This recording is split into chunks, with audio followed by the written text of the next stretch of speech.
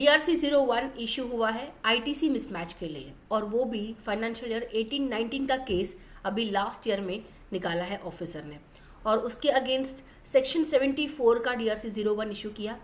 अब ये सारी नोटिस क्या है, आईटीसी मिसमैच क्यों है, फिर कैसे रिप्लाई करना है, सारा कुछ आज हम इस सेशन में कवर करेंगे, क्योंकि बहुत सारे लोगों को मैं देख रही हूँ कि आईटीसी मिसमैच की नोटिस आ रही है। पहले कुछ रूल्स क्लियर नहीं थे, कुछ सेक्शंस के बारे में हमें पता नहीं होता है, या फिर इनिशियल लेवल पे जब जीएसटी इंट्रोड्यूस हुआ तो बहुत सारी ऐसी चीज़ें थी जो हम इग्नोर कर रहे थे या फिर हमारे ध्यान में नहीं थी, जिसकी वजह से लोगों को प्रॉब्लम फेस करनी पड़ रही है और नोटिस इशू हो रही है। बट इसका सिंपल सोल्यूशन भी है जो आज के सेशन में हम डिस्कस करेंगे। तो स्टार्ट करते हैं पहले एक नोटिस से। जो नोटिस इश्यू करी गई है DRC 01 में, और यहाँ पे ये भी मेंशन किया गया है कि notice under section 74 has been issued. ठीक है, सेक्शन कौन सा है वो भी यहाँ पे बताया है, और कौन से फाइनेंशियल ईयर के लिए वो भी यहाँ पे दिया गया है। अब जो नोटिस है वो बता रहा है कि आपका, मैं नोटिस भी आपके साथ डिस्कस करूंगी, बट आपके सामने ये नोटिस ओपन इसलिए की है ताकि आप देख सको कि किस टाइप का नोटिस नॉर्मली इशू किया जाता है, उसमें क्या लिखा जाता है। अब नोटिस तो पूरी रीड करने के लिए हमारे पास टाइम नहीं है, बट आई कैन सी कि यहाँ पे GSTR 2 और 3B का उन्होंने पूरा वर्किंग दिया हुआ है कि GSTR 2A में कितना है और 3B में आपने कितना क्लेम किया है, इसकी वजह से कितना डिफरेंस आ रहा है। ये जो माइनस में लिखा है SGST का डिफरेंस और SCGST का डिफरेंस, दोनों को आपको पे करना है। Total amount is 1,11,362। Along with ये भी बताया जा रहा है कि सेक्शन 74 में अगर नोटिस इशू करी गई है तो साथ में इंटरेस्ट और पेनल्टी भी लगती है, तो वो भी इसमें एप्लीकेबल होगी और उसके अकॉर्डिंग फिर आपको पेमेंट करना होगा। और भी बहुत सारी चीज़ में इसमें कवर करी गई है। नीचे देखिए आपको लीगल प्रोविजंस भी लिख के मिल जाते हैं, जिसमें ये बताया जाता है कि कौन से सेक्शंस को ध्यान में रखते हुए इन्होंने ये नोटिस में जो भी डेटा लिखा हुआ है, पास किया है, वो कौन से सेक्शन के बेस पर है। तो चलिए नोटिस को थोड़े सिंपल और इजी टर्म्स में समझते हैं। पहले तो कि नोटिस को तो हमने देख लिया कि सेक्शन 74 का नोटिस है ये, राइट, और फाइनेंशियल ईयर भी हमने देख लिया। और हमारा कोर इशू क्या है, मेन इशू यही है कि इनका जो आईटीसी उन्होंने क्लेम किया है 3B में, वो 2A के साथ मैच नहीं कर रहा है, जिसकी वजह से इन्होंने यहाँ पे ये नोटिस इशू करी है। और एक्सेस आईटीसी जो उन्होंने 3B में क्लेम किया है, जो 2A में नो है नहीं लेकिन 3B में उन्होंने क्लेम किया है, तो उन्होंने रिवर्सल मांगा है, मतलब पेमेंट मांगा है, नॉट रिवर्सल। ठीक है, रिवर्स करने के लिए भी नहीं बोल रहे, वो बोल रहे कि स्ट्रेट फॉरवर्ड पेमेंट करो। ऐसा क्यों? क्योंकि 1920 का है ये, right, I think 1920, yes 1920 financial year का है। तो जो लिमिट होती है, टाइम लिमिट, जिसमें हम अपना आईटीसी क्लेम करते हैं, रिवर्स करते हैं या फिर उसकी जो भी एडजस्टमेंट करते हैं, वो अब पास हो चुकी है। इसकी वजह से अभी वो बोल रहे कि पेमेंट करो। ठीक है, और DRC 01A पहले भी इशू करा गया था 22 सितंबर 25 को। तो पहले इनको, इस क्लाइंट को DRC 01 इशू किया था, सेक्शन 73 का इशू किया था, बट इन्होंने इसको इग्नोर किया होगा या वॉट एवर रीज़न, मुझे नहीं पता है, बट कोई भी रीज़न से ये फाइल नहीं कर पाए थे रिप्लाई, या फिर सेटिस्फैक्ट्री रिप्लाई नहीं मिला, इसलिए फिर डिपार्टमेंट ने सेक्शन 74 का यहाँ पे नोटिस इशू किया है DRC 01A में। चलिए, तो ये हम समझ लेते हैं क्या क्या डिमांड करी गई है। GSTR 2A के हिसाब से उनकी जो लैब ITC है वो सिर्फ इतनी है, 1,52,000 CGST और SGST 1,52,000, राइट। लेकिन उन्होंने 3B में क्लेम किया है 2,08,000। इसकी वजह से एक्सेस जो डिफरेंस उन्होंने क्लेम किया है उसका यहाँ पे बोल रहा है कि आप हमें पे कर दो इसको, along with the penalty and all. ठीक है, तो अभी जो सेक्शंस यहाँ पे अप्लाई किए गए ना, उसके बारे में थोड़ा ब्रीफ ले लेते हैं कि कौन से सेक्शंस को यहाँ पे ऑफिसर्स ने रेफर किया है, और इस केस में हम क्या कर सकते हैं, हमारे पॉइंट ऑफ व्यू क्या होने चाहिए, बीइंग अ CA या फिर प्रोफेशनल, अगर आप एडवोकेट है, CS है, तो इस केस में आप कैसे उसको रिप्लाई करेंगे, क्या क्या चीज़ें ध्यान में आपको रखनी होती है। और इवन आप प्रोफेशनल नहीं भी है, आपको खुद को नोटिस रिसीव करी है और आपको चाहिए कि आप खुद रिप्लाई करेंगे उसका, तो भी आप इजीली कर सकते हैं इस वीडियो को देख के। ठीक है, देखिए सेक्शन 16(2) को रेफर किया गया है। सेक्शन 16(2) में है ना, ITC क्लेम करने की कंडीशन बताई जाती है, और वो कंडीशन ये होती है कि आपके पास इनवॉइस होना चाहिए, आपने गुड्स और सर्विस रिसीव कर लेना चाहिए, सप्लायर ने भी टैक्स पे कर देना चाहिए। अब सप्लायर कब टैक्स पे करेगा? जब वो रिटर्न में अपना ये जो इनवॉइस है वो अपलोड करेगा और उसका 3B रिटर्न फाइल होगा। R1 में तो वो होना चाहिए, प्लस उसने 3B भी फाइल किया होना चाहिए, राइट। तो वो सप्लायर की बात हो रही है, मतलब यहाँ पे हम लोग जब ITC क्लेम करना चाहते हैं तो हमें थोड़ा बहुत सप्लायर पे भी डिपेंडेंट रहना पड़ता है कि अगर वो अपना रिटर्न फाइल करेगा तो फिर हम अपना ITC क्लेम कर सकते हैं एज पर सेक्शन 16(2). ठीक है, और हमें खुद को भी अपना रिटर्न फाइल करना चाहिए अगर ITC क्लेम करना है तो ये 4 कंडीशंस हैं। ठीक है, लेकिन हमारे केस में जो प्रॉब्लम हुआ है वो क्या है कि कुछ आईटीसी हमने जो क्लेम किया है वो 2A में शो ही नहीं कर रहा है, इसलिए वो बोल रहे हैं कि tax has been actually paid to the government is not verified, इसीलिए आपका आईटीसी इनएलिजिबल है। तो ये जो टैक्स गवर्नमेंट को पे हो जाना चाहिए, देखिए ये वाला कंडीशन है ना, सप्लायर हैज़ टू पे द टैक्स टू गवर्नमेंट, मतलब कि उसने R1 में अपलोड करने के बाद 3B फाइल करना चाहिए, तो R1 में ही अपलोड नहीं हुआ इसलिए हमारे 2A में शो नहीं हो रहा है। तो उनका बोलना है कि टैक्स टू द गवर्नमेंट जो कंडीशन है वो फुलफिल नहीं हुआ है, सेटिस्फाई नहीं हुआ है, और इसीलिए आपका आईटीसी इनएलिजिबल है, और इसीलिए बोल रही है कि आपको ये आईटीसी क्लेम नहीं करना चाहिए। लेकिन यहाँ पे बहुत इंपॉर्टेंट एक पॉइंट हमारे पास ये है कि non appearance in GST at 2A alone is not sufficient ground to deny the ITC, और इसके लिए भी बहुत सारे हाई कोर्ट्स ने इसके फेवर में अपने ऑर्डर पास किए हुए हैं।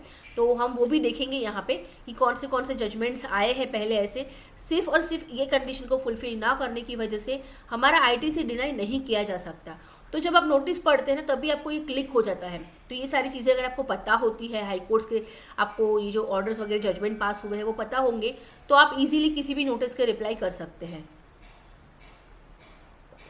तो क्योंकि ये बहुत कॉमन नोटिस है इसलिए मैंने सोचा कि यही टॉपिक मैं लेती हूँ ताकि आप सबको हेल्प मिल सके, और अगर कुछ और इन्फॉर्मेशन चाहिए आपको या फिर कोई हेल्प की ज़रूरत होगी इसके रिलेटेड या कोई क्वेरीज है तो आप मुझे कमेंट सेक्शन में ज़रूर पूछ सकते हैं, या फिर मेरा व्हाट्सएप ग्रुप ज्वाइन कर लीजिए, लिंक मैं आपको डिस्क्रिप्शन में दे दूँगी, वहाँ पर हम क्वेरीज डिस्कस करेंगे। तो सुप्रीम कोर्ट जजमेंट्स अगर आप देखेंगे तो देखिए यहाँ पे 4-5 जजमेंट्स मैं आपको दिखा रही हूँ, जिसके बेस पर आपको दिखेगा कि ये बता रहा है कि जीएसटी एक्ट 2A एक फैसिलिटेटर है, ये कोई कंक्लूसिव डॉक्यूमेंट नहीं है जिसके बेस पर आप आईटीसी क्लेम कर सको या फिर ना कर सको, डिनाई कर सको, ठीक है। दूसरा एक दिल्ली हाई कोर्ट का जजमेंट है, बोल रहा है कि अगर परचेसर खुद ने बोनाफाइड एक्ट किया है और उसका कोई इंटेंशन नहीं है फ्रॉड करने का, या फिर उसका कोई इनएलिजिबल आईटीसी क्लेम करने का इंटेंशन नहीं है, उसने प्रॉपर टैक्सेस पे किया हुआ है, तो फिर जो उसको बेनिफिट मिलना चाहिए वो हम डिनाई नहीं कर सकते हैं जस्ट बिकॉज कि सप्लायर ने अपना टैक्स नहीं पे किया है। तो गलती इसकी नहीं है, गलती किसकी, सप्लायर की है। तो फिर हम यहाँ पे सिर्फ उसी रीज़न की वजह से पनिशमेंट बायर को नहीं दे सकते जिसको ये आईटीसी क्लेम करना है, राइट। दिल्ली हाई कोर्ट का भी यही है कि buyer can not physically ensure that supplier has deposited GST with the government और नॉट। हम कैसे डिसाइड करेंगे, हमें कैसे पता चलेगा कि उसने अपलोड किया है कि नहीं? हमारे तो कितने सारे सप्लायर होंगे, हम सबके सामने या फिर सबका थोड़ी ना चेक करने जाएंगे कि वो R1 में अपना अपलोड कर रहे हैं कि नहीं, राइट। इसलिए therefore genuine buyers should not be penalised. ऐसे और भी जजमेंट्स यहाँ पे आप देखेंगे कि आपको बायर की फेवर में देखेंगे कि 2A में वो इनवॉइस अपलोड नहीं हुआ है, नहीं दिख रहा है, फिर भी आईटीसी क्लेम करना पॉसिबल हो सकता है, बट कुछ कंडीशंस भी है, आगे हम देखेंगे। अलॉन्ग विद दैट यहाँ पे सेक्शन 16(4) का ये भी उन्होंने बताया है ऑफिसर ने अपने नोटिस में कि क्योंकि ये फाइनेंशियल ईयर 1920 का डेटा है जहाँ पे मिसमैच हुआ है, और उसकी जो टाइम लिमिट होती है सेक्शन 16(4) में टाइम लिमिट दिखाई है आईटीसी क्लेम करने की या फिर उसके एडजस्टमेंट की, जो होती है 30 November of the next financial year या फिर filing of return, annual return, whichever is earlier. इन दोनों में से जो अर्लियर होता है ना उसमें आपको पूरा आईटीसी का एडजस्टमेंट कर लेना होता है। अगर उसमें नहीं किया तो फिर पॉसिबल नहीं होता है कि रिटर्न्स में आप एडजस्ट कर सको, फिर तो उसको अगर आपको आईटीसी क्लेम करना है तो वो आपका लैप्स हो जाएगा, आप क्लेम नहीं कर पाओगे। या फिर अगर रिवर्सल की कभी सिचुएशन आ गई कि आपने एक्सेस आईटीसी क्लेम किया तो फिर आपको DRC 03 के थ्रू वो पे करना पड़ेगा। ये एक कंडीशन है इस पर सेक्शन 16(4). तो उन्होंने वो भी रेफर किया है कि क्योंकि अभी 18(9) का ये केस है तो अभी तो वो टाइम लिमिट जा चुका है जो टाइम लिमिट में आपने एडजस्टमेंट करना चाहिए था, इसीलिए अभी वो रेक्टिफाई भी नहीं हो सकता है, ठीक है। प्लस उन्होंने जो रेफर किया है वो है section 59 self assessment. GST department बताता है कि ये टैक्स पेयर की लीगल रिस्पॉन्सिबिलिटी है to match their clients credits before they claim them in the GST returns. तो आईटीसी क्लेम करने से पहले मैच करना हमारी रिस्पॉन्सिबिलिटी होती है, राइट। हम डायरेक्टली अपने साइड से कोई भी आईटीसी क्लेम नहीं कर सकते, इसीलिए तो हम रिकन्सिलिएशन वगैरह करते हैं GST act 2A 2B books के साथ। IMS अभी तो है तो IMS भी हम देखते हैं, राइट, और सब कुछ मैच करने के बाद अपना फाइल करते हैं 3B। तो ये हो गया। Plus burden of proof is on tax payer. वो बोल रहे कि नोटिस हमेशा ये बताता है, हम आपको किसी भी चीज़ में आपको ये सेक्शन तो रेफरेंस मिलेगा ही किसी भी नोटिस में, कि जो बर्डन ऑफ प्रूविंग है कि आईटीसी क्लेम इज़ वैलिड वो हमेशा टैक्स पेयर पे होता है, टैक्स ऑफिसर पे नहीं होता है। और रूल 88 भी उन्होंने यहाँ पे दिखाया है 88B कि इस पर डिपार्टमेंट अपने को इंटरेस्ट भी लगाएगी प्लस आपको इस पर पेनल्टी भी लगेगी। तो क्योंकि और जो इंटरेस्ट कैलकुलेट होगा वो कब से होगा, डेट ऑफ विलफुल अवेलमेंट और यूटिलाइजेशन, और दूसरा है डेट ऑफ रिवर्सल और पेमेंट, वहाँ तक आपको लगेगा। तो 1819 का है, मतलब जिस दिन आपने इसका आईटीसी क्लेम किया है वहाँ से लेकर आज तक जब आप उसको पे करते हैं तब तक का इंटरेस्ट कैलकुलेशन होगा। अब मेन क्वेश्चन हमारा ये आता है कि सेक्शन 74 क्यों, क्योंकि कोई भी होगा अगर जानबूझ के तो कोई आईटीसी एक्सेस क्लेम नहीं करेगा अनलेस एंड अनटिल उनका फ्रॉड करने का कोई इरादा हो। तो सेक्शन 74 एप्लीकेबल नहीं होना चाहिए, क्योंकि सेक्शन 74 हमेशा फ्रॉड की बात करता है। सेक्शन 74 में हम तभी नोटिस इशू करता है ऑफिसर जब हमने फ्रॉड किया हो, विलफुल मिसस्टेटमेंट हो या सपरेशन ऑफ फैक्ट करने की कोशिश करी हो, ठीक है। और उसके कॉन्सिक्वेंसेस में वो टैक्स, इंटरेस्ट और पेनल्टी भी लगाते हैं, ठीक है। लेकिन हमारे हिसाब से हमें ये तो समझ में आता है क्योंकि क्लाइंट हमारा है, हम उनको जानते हैं, या फिर इतने साल से वो नहीं है हमारे साथ, लेकिन फिर भी जब ये नोटिस उनके पास आती है और हमारे साथ ये डिस्कस करते हैं और वो बोलते हैं कि आप नोटिस को हैंडल करो, तब हमें पता होता है कि क्लाइंट का कोई इंटेंशन नहीं है गलत। लेकिन सबसे पहले हम सारी चीज़ें चेक करते हैं और समझते हैं कि उनका इंटेंशन क्या है, और वहाँ से हमें पता चलता है कि ये उनका इंटेंशन तो नहीं है कि वो फ्रॉड करे, राइट। और इसीलिए तभी ये क्वेश्चन आता है। बट फिर भी अभी भी जब तक हमारे पास सारे डॉक्यूमेंट्स और सारी डिटेल्स नहीं आते हैं हम कोई कंक्लूजन पे नहीं आ सकते। बट एट प्रेजेंट हमारे माइंड में ये क्वेश्चन तो ज़रूर आना चाहिए कि सेक्शन 74 क्यों लिया है ऑफिसर ने, राइट। तो उसका रीज़न उन्होंने पहले भी बताया कि पहले उन्होंने सेक्शन 73 का नोटिस इशू किया था ये सोचते हुए कि ये फ्रॉड नहीं होगा, ये मिस्टेक होगी, एक नॉर्मल मिस्टेक होगी, ये सोचते हुए। तो सेक्शन 73 का जो नोटिस आया उसका कोई क्लाइंट ने रिप्लाई ही नहीं किया है, जो टाइम लिमिट उसने दी होगी उसमें रिप्लाई नहीं हुआ, तो फिर उन्होंने सेक्शन 74 का नोटिस इशू कर दिया है, ठीक है। तो ये भी हम समझ रहे हैं कि सेक्शन 73 ही होना चाहिए, लेकिन उन्होंने 74 इसलिए इशू किया है क्योंकि पहले उसने रिप्लाई नहीं किया।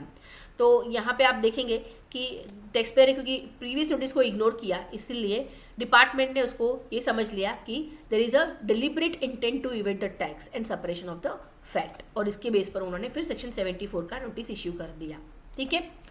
और फाइनली उन्होंने फिर जो एक्शन लिया अपने नोटिस में, उन्होंने बताया कि आपकी टैक्स रिकवरी तो हम करेंगे ही करेंगे, साथ में इंटरेस्ट भी अप्लाई करेंगे और पेनल्टी भी आपको लगाई दी जाएगी और जो आपको पेमेंट करना है वो विदिन 30 डेज कर लेना है। अगर आप नहीं करते हैं तो फिर हम आपकी एक भी बात सुने बिना आपके अगेंस्ट ऑर्डर पास कर देंगे। आपके अगेंस्ट ऑर्डर मतलब कि हमारे साइड से जो हमने नोटिस इशू करी है उतने अमाउंट का ऑर्डर पास कर देंगे, ठीक है।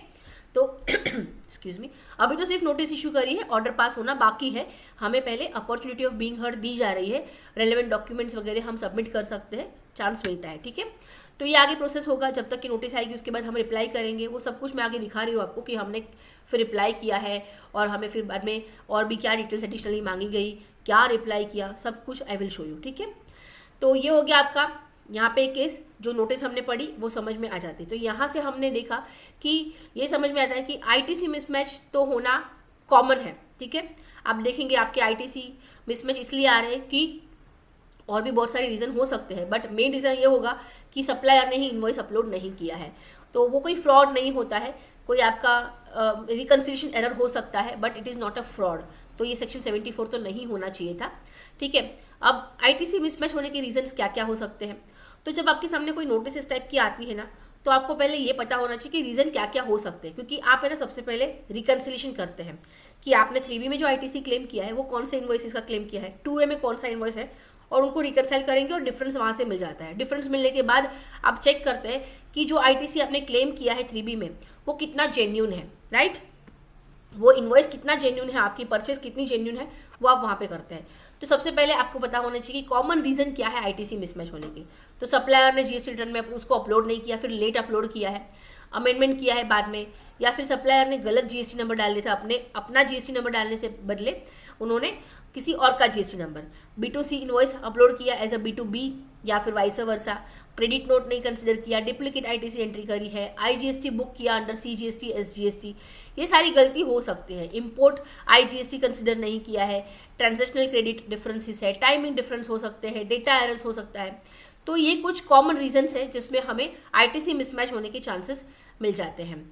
ठीक है, तो सबसे पहले हम हमेशा इस टाइप की नोटिस में सारे डॉक्यूमेंट्स कलेक्ट करते हैं, जैसे कि उसके रिलेटेड परचेज रिलेटेड सारे डॉक्यूमेंट, परचेज इनवॉइस होता है, रजिस्टर होगा आपका, 2A 2B 3B की कॉपीज हम लेते हैं, वेंडर लेजर लेते हैं, पेमेंट प्रूफ लेते हैं। पेमेंट प्रूफ बहुत ज़रूरी होता है, ये बहुत इंपॉर्टेंट पॉइंट है। और प्लस ई वे बिल, ये दो चीज़ें आपको सेक्शन 16(4) की जो कंडीशन है वो फुलफिल करवाने में हेल्प करता है। ठीक है, goods receipt note, bank statement, reconciliation statement, ये सब कुछ हमें कलेक्ट करना होता है। ठीक है, और ज़रूरत पड़ने पर हम अपने सप्लायर से करस्पॉन्डेंस भी लेते हैं।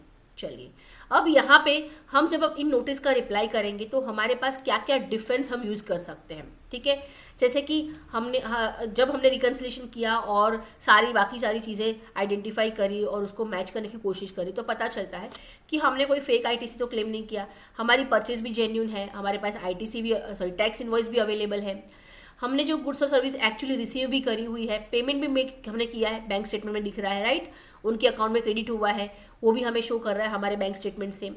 देन बुक्स ऑफ अकाउंट्स में भी हमने उसको रिकॉर्ड किया है, आप इनकम टैक्स के भी डेटा चेक कर लो, हमने उसमें भी ये परचेज बुक करी है या फिर इसको एक्सपेंस को हमने डिडक्ट किया है। ठीक है, इसीलिए non reflection in GST act 2A can not deny the ITC, ये आपके लिए इंपॉर्टेंट पॉइंट बन सकता है।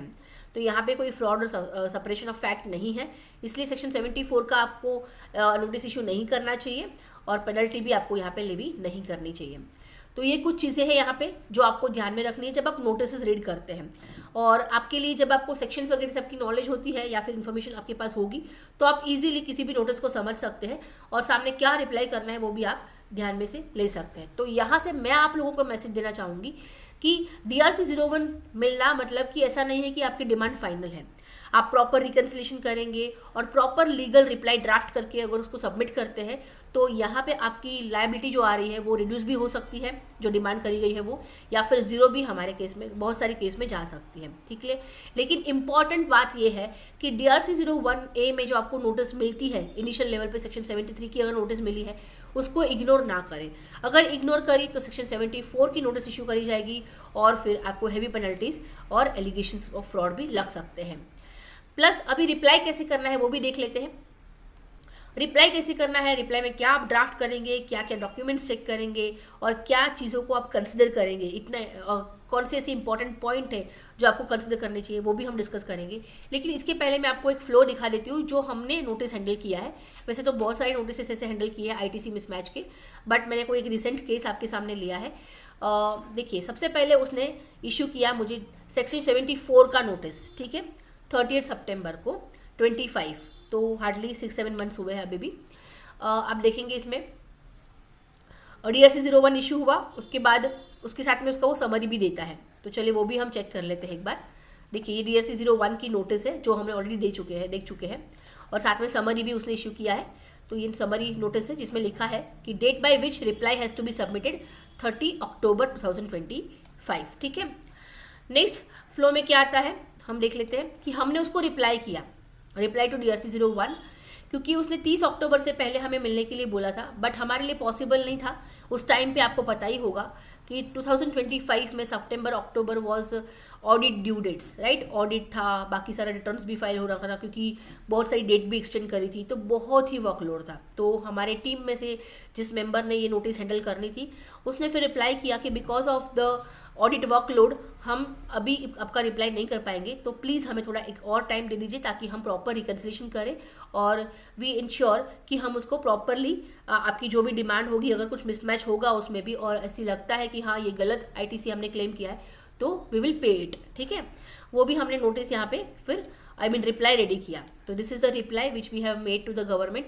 ऑनलाइन उसको रिप्लाई किया हमने पहले तो देखिए यहाँ पे पूरा हमने रिप्लाई में लिखा हुआ है कि हमारे पास बहुत सारा वर्कलोड है, तो प्लीज़ मेक श्योर हमें थोड़ा और, प्लस दिवाली की भी हॉलीडेज उस टाइम पे आ रही थी तो हमें एक्सटेंड कीजिए टाइम, राइट। और साथ में हमने कुछ डॉक्यूमेंट्स भी अपलोड किए, जैसे कि हमने कुछ रिकंसिलिएशन तब तक प्रिपेयर कर लिए थे, तो वो सारे अपलोड किए यहाँ पे और इसको इंटीमेट किया और ये चीज़ें हमने यहाँ पे उसको बताई। नेक्स्ट हमने क्या फिर उसने हमें रिप्लाई में हियरिंग के लिए एक नोटिस भेजी कि उसने टाइम एक्सटेंड तो किया। कब आया उसका रिप्लाई, देखिए हमने 17 अक्टूबर को उसको रिप्लाई किया था कि टाइम एक्सटेंड करो, हमें 30 अक्टूबर से पहले पॉसिबल नहीं होगा। तो उसने 29 अक्टूबर को हमें हियरिंग के लिए बुलाया, और वो क्या बोला उसमें देख लेते हैं। यहाँ पे देखिए हियरिंग की नोटिस आ रही है, ठीक है। देखिए उन्होंने बोला कि ठीक है कोई प्रॉब्लम नहीं है, बट 6 नवंबर को आपको आके हियरिंग देनी है, ठीक है। और उसने ईमेल एड्रेस भी दिया है, उसने बोला कि पर्सनली भी आप नहीं आ सकते हैं, तो मेक श्योर करें आप इसको ईमेल कर दें। तो आपको हियरिंग के लिए भी ज़रूरी नहीं है कि आपको हमेशा वहाँ पे जाना पड़े, आप ईमेल के भी थ्रू भी इसको कर सकते हैं, ठीक है। चलिए नेक्स्ट हमारे पास है फिर हमने हियरिंग के लिए बुलाया, तो आई मीन नोटिस की डेट भी एक्सटेंड करी उसने, और 6 नवंबर से पहले उसने सबमिट करने के लिए बोला। तो वी हैव प्रिपेयर्ड DRC-01 का रिप्लाई, उसका कवर लेटर बनाया, और हमने उस डॉक्यूमेंट्स को सारे जो भी प्रिपेयर किए थे वो हमने ईमेल के थ्रू उसको सबमिट कर दिया 4 नवंबर को। तो we have that also. What happened, देखिए यहाँ पे हमने उसको फिर ऐसे हमारे लेटर हेड पे, CA के लेटर हेड पे बना के हमने पूरा उसको रिप्लाई किया, और फिर भी हमने और भी डेट एक्सटेंशन मांगा कि प्लीज़ हमने पूरा रिकन्सिलेशन कंप्लीट नहीं कर पाए, जितना हमने रिकन्सिलेशन किया और चेक किया उसके हिसाब से हमें जो डिफरेंस मिला है 37,022 का, वो हम ऑलरेडी और वॉलेंट्रीली DRC-03 के थ्रू पे कर रहे हैं, ठीक है। तो उसका पेमेंट भी करवाया और उसको हमने अपलोड भी किया इस नोटिस के रिप्लाई के साथ में, और फिर हमने उनसे और भी एडिशनल टाइम मांगा कि प्लीज़ हमें और एडिशनल टाइम दो ताकि हम उसको और डिटेल में रिकनसाइल कर सके, और अगर कुछ आगे आउटकम आ सकता है तो उसके अकॉर्डिंग हम एक्शन ले सकें, ठीक है। और प्लस साथ में हमने ये भी बोला कि हमारे पास वर्कलोड है तो पर्सनल हियरिंग तो पॉसिबल नहीं हो पाएगा, इसलिए हमें अलाउ करें कि हम ईमेल के थ्रू ही डिस्कशन करें इनका। तो ये भी बात हुई। तो ये सब कुछ हमने आगे रिप्लाई किया, टैक्सेस पेमेंट किया, वो भी हमने यहाँ पे उसको अपलोड करके दे दिया। देखिए टैक्स पेमेंट किया उसका भी शायद मैंने यहाँ पे रखा हुआ है, देखिए ईमेल के थ्रू ये सारा कन्वर्सेशन हुआ है, तो ये ईमेल की कॉपीज भी मैंने आपके लिए स्क्रीनशॉट में लेके रखी है। प्लस आप देख सकते हैं जो टैक्स हमने पे किए DRC-03 के थ्रू वो 18,500, जितना हमने रिकन्सिलेशन किया था उस टाइम पे हमें दिख रहा था कि हमारा इतना डिफरेंसेस है जो हमें पे कर देना चाहिए, क्योंकि उसके रिलेटेड कोई प्रूफ नहीं मिल रहे थे कि हम प्रूफ कर सके कि ये जेन्युइन परचेस है, ठीक है। नेक्स्ट उसने फिर ये सबमिट करने के बाद 10th को उसने फिर से हमें दूसरा नोटिस इशू किया कि आप अभी आगे के डॉक्यूमेंट्स हमें सबमिट करें, और थोड़ा एक्सटेंशन दिया 18 नवंबर तक का, ठीक है। और फिर से सेम चीज़ें कि आप हमें ईमेल भी कर सकते हैं, हमें कोई प्रॉब्लम नहीं है। तो हमने डॉक्यूमेंट बाद में सबमिट किए थोड़े टाइम के बाद, और ईमेल के थ्रू ही सारे सबमिट किए थे, और वो फाइनल हमारा सबमिशन था। उसके बाद उन्होंने DRC-07 का ऑर्डर पास कर दिया।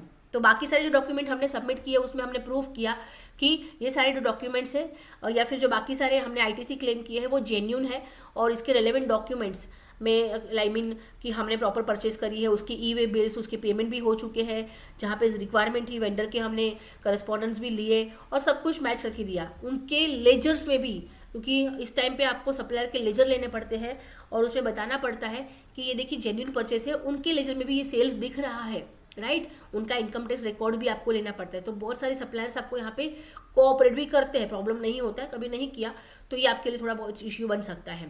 बट आप यहाँ पे ये बता सकते हैं कि हमने जेन्युइनली इनको परचेस किया हुआ है, और वो सारे डॉक्यूमेंट्स आप उनको प्रूफ सबमिट करते हैं। तो हमने वही किया कि जितना बैलेंस ITC था 37,000 तो ऑलरेडी हम पे कर चुके हैं आउट ऑफ 1,11,000 का डिमांड, लेकिन बाकी जो हमारा ITC है उसके प्रॉपर डॉक्यूमेंट्स और प्रूफ हमारे पास थे, तो हमने उनके लिए रिलीफ मांगा कि देखिए ये सारे डॉक्यूमेंट है। बट फिर भी DRC-07 ऑर्डर उन्होंने जो इशू किया उसमें ऑलरेडी हमने DRC-03 में जो पे किया था ना वो कंसिडर भी नहीं किया, और मतलब हमारा ऑलरेडी पेमेंट हो चुका है, हमने एक्सेप्ट भी किया कि ये हमारा मिसमैच है और हमारे साइड से एक्सेस ITC क्लेम हुआ है, उसके कोई प्रॉपर डॉक्यूमेंट्स या प्रूफ नहीं है हमारे पास ऐसे एविडेंस कि हम बता सके कि ये जेन्युइन है। और हमने वॉलंटरी उसको पेमेंट भी किया 37,000 का, बट फिर भी उन्होंने ये कंसिडर नहीं किया है और ऑर्डर पास कर दिया है। I will show you the order also, देखिए यहाँ पे है, एक सेकेंड, देखिए ये ऑर्डर पास किया है उन्होंने, और ये सारी चीज़ें पहले होती है ऑर्डर में, और आप देखेंगे यहाँ पे amount is the same only. देखिए उन्होंने ऑर्डर में सेम अमाउंट यहाँ पे बताया गया है कि इतना अमाउंट आपका एप्लीकेबल है, ठीक है। ब्रीफ ऑफ द केस पूरा नीचे आपको लिखेगा यहाँ पे, और कितना अमाउंट लायबल था वो भी आपको लिखाया है, लेकिन ऑर्डर भी उन्होंने उतना ही पास किया है, ठीक है। और फिर हमने देखिए ये समरी ऑफ द ऑर्डर, फिर 2 दिन के बाद उन्होंने समरी ऑफ द ऑर्डर दिया, तो उसमें भी उन्होंने देखिए क्या किया है, सेम अमाउंट का ऑर्डर पास कर दिया है। कितना टैक्स पे करना है हमने ऑलरेडी पे किया है, फिर भी उन्होंने जो भी अमाउंट दिया है वो यही अमाउंट दिया है, टोटल आपको इतना ही पे करना होगा। तो ये एक चीज़ें गड़बड़ हो गई है, और इसकी वजह से फिर हमने क्या बोला उनको कि आप प्लीज़ रेक्टिफाई करो अपने ऑर्डर को, क्योंकि एटलीस्ट हमने जो आप हमारे डॉक्यूमेंट से एविडेंस तो एक्सेप्ट नहीं कर रहे हैं, कोई रीज़न होगा उनके पास, वॉट एवर इट इज़, ठीक है। लेकिन अगर उन्होंने एक्सेप्ट नहीं किया है या फिर हम प्रॉपरली इसको प्रूफ नहीं कर पाए हैं, तो फिर वो कंसिडर नहीं करेंगे हमारे एविडेंसेस को, और उसको मानेंगे कि हमने आईटीसी एक्सेस क्लेम किया है, और अकॉर्डिंगली फिर हमें वो पे करना ही पड़ेगा। तो जो फाइनल ऑर्डर पास होगा उसमें तो उन्होंने रेक्टिफाई करके देना चाहिए था, जितना हमने DRC 03 के थ्रू पहले पे कर दिया है वो तो डिमांड नहीं करना चाहिए था, फिर भी उन्होंने किया, इसलिए हमने रेक्टिफिकेशन ऑफ ऑर्डर की एप्लीकेशन फाइल करी। I will show you that also, I am sorry. देखिए यहाँ पे हमने रेक्टिफिकेशन का हमने एप्लीकेशन दिया है, तो जो प्रोप्राइटर है जिसके थ्रू ये बात हो रही है उसका हमने यहाँ पे पूरा रिप्लाई एक रेडी किया कि आपने जो ऑर्डर पास किया है वो ऑलरेडी हमने उसके अगेंस्ट थोड़ा वॉलंटरी पेमेंट कर दिया है थ्रू DRC 03, राइट। तो आपने तो वो कंसिडर किया ही नहीं है, जिसकी वजह से आप पूरा अमाउंट जो ऑर्डर में पास किया है वो गलत अमाउंट है, आप उसको प्लीज़ चेक कीजिए। और प्लस हमारे लिए सेक्शन 74 एप्लीकेबल नहीं होना चाहिए, क्योंकि हमने कोई फ्रॉड नहीं किया है, राइट। प्लस पेनल्टी भी लेविएबल नहीं होना चाहिए, क्योंकि सेक्शन 73 के अंडर पेनल्टी पे नहीं करनी होती है। अगर सेक्शन 74 है तो ही पेनल्टी लगेगी, तो आप पेनल्टी भी ऑर्डर में उन्होंने जो लगाई है वो भी आप रिमूव करो। और अभी जो आप डिमांड कर रहे हो, ऑर्डर पास करोगे, वो बैलेंस अमाउंट का डिमांड करो, विच इज़ 74,342, ठीक है। और हम ये भी बता रहे हैं कि पेनल्टी हमारी नहीं लगनी चाहिए, क्योंकि सेक्शन 74 हमें एप्लीकेबल नहीं हो रहा है। और इस तरह से पूरा हमने अटैचमेंट दिया उनको यहाँ पे, और फिर ये सबमिट किया। ये एक रिटर्न था, और हमारा पोर्टल पे जो सबमिट हुआ है वो ये है। आपको पोर्टल पे भी मैंने सेम डिटेल डाल के उसको सबमिट करवाया है, ठीक है। तो ये सबमिट हो गया यहाँ पे पोर्टल पे, और फिर इस तरह से रेक्टिफिकेशन तो पास किया, लेकिन फिर भी उन्होंने रेक्टिफाइड ऑर्डर अभी तक पास नहीं किया है। 2 जून को हमने फिर से एप्लीकेशन डाला कि आप उसको रेक्टिफाई करिए प्लीज़, ठीक है। देखिए हमने 2 जून को भी फिर से उसका एप्लीकेशन डाला है, लेकिन फिर भी अभी तक रेक्टिफाई करके वो मिला नहीं था। तो ये बहुत ही रिसेंट केस है। जैसे ही फाइनल ऑर्डर मिलेगा तो बैलेंस पेमेंट हमें करना पड़ेगा, तो कर लेंगे, या फिर हमें तब तक कोई और भी डिटेल्स मिलती है तो हम देखेंगे कि क्या कर सकते हैं उसमें, ठीक है। तो अब इस नोटिस के रिलेटेड आपको कैसे रिप्लाई करना है, आपकी क्या सोच होनी चाहिए, और आप किस तरह से इसमें रिप्लाई कर सकते हैं, वो हम यहाँ पर डिस्कस कर लेते हैं, ठीक है। सबसे पहले आपको हर एक इनवॉइस वाइज रिकन्सिलेशन करना पड़ेगा। उसमें रिकन्सिलेशन में आप क्या देखेंगे, इनवॉइस नंबर के साथ बाकी सारी चीज़ें मैच करेंगे, डेट, सप्लायर का GST नंबर, टैक्स अमाउंट, क्या बाद में कहीं भी किसी और GST या 2B में ये शो हो रहा है, क्या रीज़न क्या है मिसमैच का, और उसके सपोर्टिंग डॉक्यूमेंट, सब कुछ आपको हर एक इनवॉइस वाइज देखना पड़ेगा जिन इनवॉइसेस में मिसमैच आ रहे हैं, ठीक है। तो मोस्टली आपका केस तो यहाँ पे ही सुलझ जाएगा आपका रिकन्सिलेशन होने पे, क्योंकि बहुत सारी चीज़ें आपके सामने क्लियर हो जाएगी रिकन्सिलेशन करने के बाद। फिर आपको जो आपका रिप्लाई स्ट्रक्चर होगा वो क्या होगा। सबसे पहले आपको ये पता होना चाहिए कि सेक्शन 74 इसमें नहीं लगना चाहिए था, क्योंकि हमने जानबूझ के ये फ्रॉड नहीं किया है, राइट। ये तो कुछ मिसमैच है इसमें, और हमारी गलती नहीं है, ये सप्लायर की डिले की वजह से या फिर गलती की वजह से हम नहीं कर पाए हैं। देन परचेसेस जेन्यून है, इनवॉइसेस अवेलेबल है, गुड्स रिसीव कर लिए हैं, तो ये सारी चीज़ें आपके मतलब ये इतने ग्राउंड है जिसके बेस पर आप अपना रिप्लाई ड्राफ्ट कर सकते हैं, ठीक है। और अगर ऐसा है कि सप्लायर ने ही रिटर्न लेट फाइल किया है, तो उस केस में सिर्फ इसकी रीजन की वजह से हमारा ITC डिनाई नहीं करना चाहिए था। तो हम बाद में ये भी दिखा सकते हैं कि देखिए सप्लायर ने बाद में उसको फाइल किया है, जिसकी वजह से आपकी 2A में किसी और पीरियड के 2A में शो कर रहा है, तो एज अ प्रूफ हम उसको सबमिट करके बता सकते हैं कि आप इसका ITC डिनाई नहीं कर सकते हैं, ठीक है। तो ये एक रीज़न है, इसीलिए आपको रिकन्सिलेशन करना हमेशा बहुत ही ज़रूरी होता है। और रिकन्सिलेशन सिर्फ उसी पीरियड का नहीं करना है, आपको बाद में भी चेक करना है कि जो ITC आपको 2A में उस टाइम पे नहीं दिख रहा है, उस पीरियड में नहीं दिख रहा है, वो सब्सिक्वेंट किसी पीरियड में शो हो रहा है क्या, ठीक है। तो नॉर्मली मिस्टेक क्या करते हैं यहाँ पे, जो इनिशियल नोटिस आया उसको इग्नोर कर दिया, रिकन्सिलेशन नहीं बनाया, रिप्लाई लेट किया, हियरिंग पे नहीं गए, या फिर ईमेल पे भी नहीं हमने भेजा कुछ, या फिर एडिशनल डेज भी नहीं मांगा, तो यहाँ पे ये भी होता है कि हियरिंग पे बुलाया तो उसी टाइम पे जाना ज़रूरी कभी कभी नहीं भी होता है। आप अपना अगर कोई जेन्युइन रीज़न है आपके पास कि आप उस टाइम पे नहीं जा सकते, तो आप ईमेल के थ्रू या फ़ोन के थ्रू आप ऑफिसर के नंबर भी ले सकते हैं और उनसे आप एक्सटेंशन मांग सकते हैं। बट मेक श्योर करें आप ये सारी चीज़ें ईमेल के थ्रू डिस्कस करें, ताकि आपके पास इसका प्रॉपर प्रूफ हो कि हमने एक्सटेंशन ऑफिसर से मांगा था। ठीक है। पेइंग विदाउट वेरिफिकेशन या फिर कोई सपोर्टिंग डॉक्यूमेंट ना होना, ये सारी भी आपकी मिस्टेक हो सकती है। तो कभी भी इग्नोर ना करें DRC 01 को, और क्योंकि अगर आप रिप्लाई नहीं करते हैं तो DRC 07 की डिमांड ऑर्डर आपको इशू हो सकती है। ठीक है। तो ये सारी चीज़ें आपको ऑलरेडी हम डिस्कस कर चुके हैं। प्रैक्टिकल स्ट्रेटेजी आपकी क्या होनी चाहिए वो भी आपको पता है, और अगर रिक्वायरमेंट होती है तो आप अपील भी फाइल करेंगे इसके अगेंस्ट, इस ऑर्डर के अगेंस्ट। अगर आपको लगता है, क्योंकि उन्होंने ऑर्डर तो पास कर दिया कि इतना करो, लेकिन अगर फ्यूचर में हमें लगता है कि नहीं ये ऑर्डर नहीं होना चाहिए था, क्योंकि हमारे पास तो सपोर्टिव डॉक्यूमेंट्स है, जेन्युइन रीज़न है, और हमारा ये फ्रॉड नहीं है, तो हम इस केस के अगेंस्ट अपील भी फाइल कर सकते हैं। लेकिन अभी तक हमारे हाथ में वो फाइनल ऑर्डर नहीं आया, तो अभी तक हमने कोई कंक्लूजन नहीं लाया है। ठीक है। तो यहाँ पे एक चीज़ समझिए कि आपको DRC 01 की नोटिस मिलती है, पैनिक मत कीजिए। बाकी पहले सब सारे फैक्ट समझिए, रिकन्सिलेशन कीजिए, डॉक्यूमेंट्स कलेक्ट कीजिए, और फिर प्रॉपर रिप्लाई फाइल कीजिए। और अगर आपको लगता है ज़रूरत लगती है तो प्रोफेशनल्स की भी आप हेल्प ले सकते हैं। सो DRC 01 रिसीव करना, इसका मतलब ये नहीं है कि आपका केस आपने लॉस्ट कर दिया। ठीक है। ऐसा नहीं है कि आप हारेंगे ही हारेंगे। अगर आपकी ITC मिसमैच है और सक्सेसफुली आप इसको हैंडल करते हैं, रिप्लाई करते हैं, रिकन्सिलेशन कर लेते हैं, तो लीगल प्रॉपर रिप्लाईज के साथ, सबमिशंस के साथ हम इसको ज़ीरो भी कर सकते हैं, आपकी डिमांड को ज़ीरो भी कर सकते हैं, पॉसिबल है। राइट। सो अगर आपको ये वीडियो थोड़ा भी हेल्पफुल लगा हो तो प्लीज़ इसको लाइक कीजिएगा, जिनको ज़रूरत है उन लोगों को शेयर भी कीजिए, और चैनल को अगर अभी तक सब्सक्राइब नहीं किया है तो please subscribe to the channel. और हम मिलेंगे अपने ऐसे ही GST केस लॉ के साथ नेक्स्ट वीडियो में। Thank you so much.